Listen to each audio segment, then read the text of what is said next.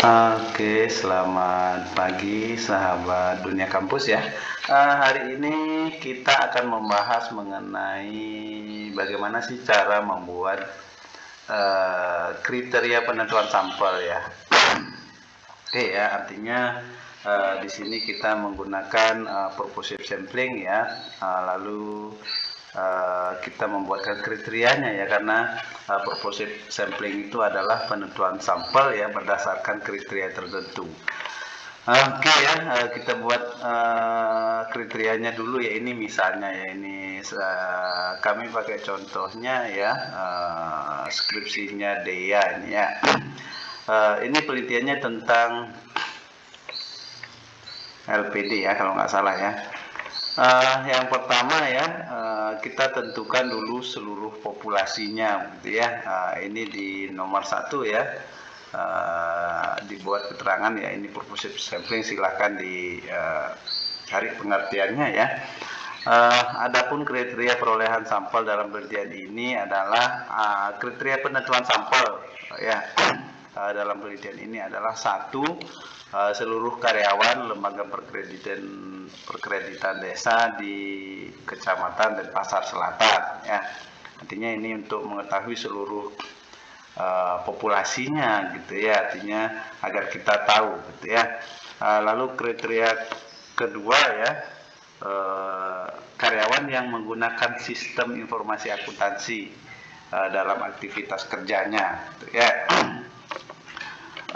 Juga bisa ditambahkan kriteria yang lain ya sebetulnya ya. Misalnya 3 karyawan yang memiliki, yang bekerja misalnya ya, minimal 2 tahun gitu misalnya ya. Bila diperlukan kriteria-kriteria yang lain silakan gitu ya. Tapi di sini kita makainya 2 kriteria aja ya. Yang pertama itu seluruh karyawan ya. Lalu berikutnya karyawan yang berkaitan gitu ya. Itu kriterianya ya. Artinya apa? Ketika kita mau buatkan tabelnya, nyari sampelnya ya di tabel ini ya, tabelnya bisa judulnya jumlah sampel penelitian atau kriteria penentuan sampel, nama tabelnya silahkan ya. Oke ya, artinya ketika kita ingin mencari jumlah sampelnya ya, yang pertama kriteria umumnya dulu ya, seluruh karyawan yang bekerja di LPD ya, Kecamatan Denpasar Selatan ya. Di sini ada 232 nih di Denpasar Selatan ya. Lalu kriteria berikutnya ya, yang di atas ini kita bilang karyawan yang menggunakan sistem informasi ya.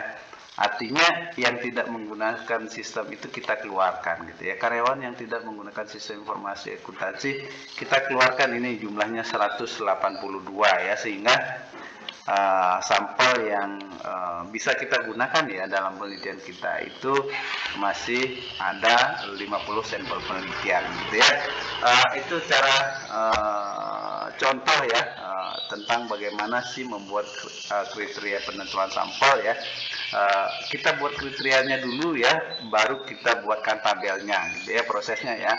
Artinya kalau kriterianya ada 5 ya, di tabel juga tabel kriteria ya, untuk dikeluarkan yang tidak berkaitan ya, juga ada 5 kriteria gitu ya, sehingga nanti diperoleh sampel penelitiannya berapa. Dalam hal ini 50 sampel gitu ya.